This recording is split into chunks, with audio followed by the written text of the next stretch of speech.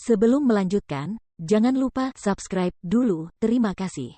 Bab 469, menginginkan kecantikan. Feng Jiu yang digendongnya menendang-nendang kedua kakinya sambil terus terkikik, aku tidak merayu kamu. Kau juga, kata penguasa neraka dengan geram. Api dalam tubuhnya mendidih panas sehingga otot-ototnya membengkak. Tubuhnya meregang kencang. Ia merasa bahwa api ini hanya bisa dipadamkan oleh wanita dalam pelukannya. Feng Jiu, yang digendong ke ruang dalam-dalam pelukannya, mengusap matanya yang kabur dan menatap wajah tampan dan menawan di depannya. Dia mengangguk dan berkata dengan normal, benar. Namun, sesaat kemudian, raut wajah normalnya berubah. Ia tertawa seperti gangster, kedua tangannya menyentuh tubuh lelaki itu dengan tidak teratur. Paman, jangan hanya bicara, gunakan tubuhmu. Kemarilah, biarkan aku menyentuh otot-ototmu. Aku sudah gatal ingin menyentuh otot-otot perutmu sejak pertama kali melihatmu.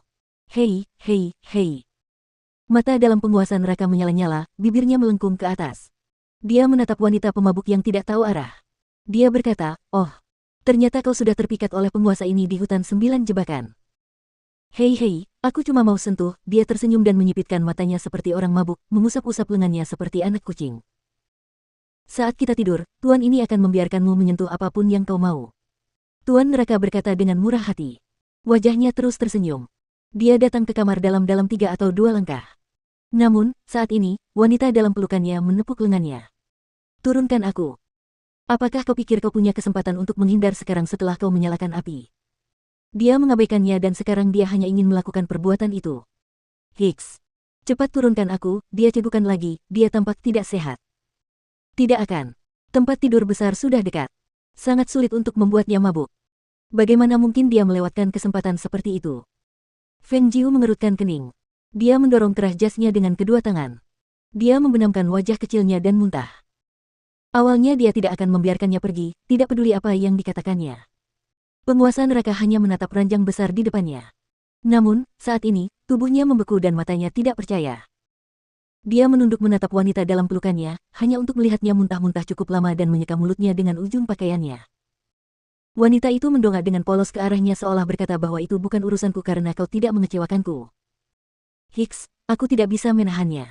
Dia berkedip dan wajahnya polos. Karena dia minum anggur, dia merasakan kelopak matanya semakin berat. Dia merasa nyaman setelah muntah, jadi dia menyeringai dan kemudian perlahan tertidur. Feng Jiu. Penguasa neraka meraung dalam kemarahan yang membara. Raungannya sangat keras dan jelas di malam hari. Itu mengejutkan seluruh kediaman Feng. Feng Jiu terbangun pada siang hari berikutnya. Dia minum terlalu banyak anggur tadi malam. Kepalanya terasa berat dan pelipisnya masih berdenyut nyeri. Saat ia berbaring di tempat tidur, kesadarannya berangsur-angsur pulih. Tiba-tiba, ia teringat kejadian semalam dan mengerjap. Apa yang kulakukan semalam? Beberapa gambar muncul di benaknya, termasuk gambar yang diucapkan dan dilakukannya. Ekspresinya berubah aneh saat seluruh gambar menjadi semakin jelas.